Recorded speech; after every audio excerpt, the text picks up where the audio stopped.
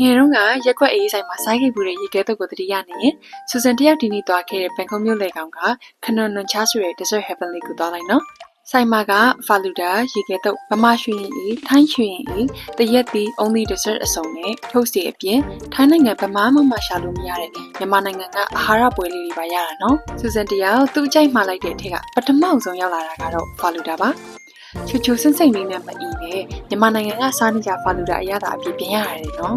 ဒီ butter sugar toast ကလည်းထောပတ်နဲ့လေးသင်းနေတဲ့အပြင်စားလိုက်တာနဲ့ငငယ်ကကြောင်မသွားခင်စားနေကြမနှက်စားလမ်းသားစီမှာအမှန်ပဲပေါ့ကဲဆူဇန်တယောက်သူမျှော်နေတဲ့ဒွေးရင်းသီးရွှေရင်အေးလေးရောက်လာပါပြီဒွေးရင်းသီးနဲ့ရွှေရင်အေးကိုတွဲစားဖြစ်လိုက်မယ်လို့ဆူဇန်ဖြင့်စဉ်းတောင်းမစဉ်းစားထားဘူးပုံမှာပဲနောက်ဆိုခဏနှစ်ခြားရောက်တိုင်းမမဖြစ်မှာစားတော့မှအသေးချပဲပေါ့ဒါနဲ့ February လကုန်ထိ Valentine campaign နဲ့ဆိုင်မှာ hand props လေးနဲ့တပ်ပုံရိုက်ပြီး Facebook ဒါမှမဟုတ် TikTok မှာတင်ပေးရုံနဲ့ဘလာမပါကန်ဆယ်မဲလေးလေးနိုင်ခွင့်ရအောင်ပါ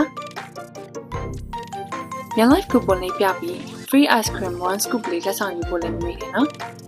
ဆူဇန်ကတော့သူ့ရဲ့အဆုံးသက်လေးကို ice cream လက်ဆောင်လေးနဲ့ bite တင်နဲ့တီးစားလိုက်ပါပြီခနွန်နွန်ချားဆိုင်လေးက Central World ရှိက Big C လေးလောက်မှတည်းမဟုတ်ပဲ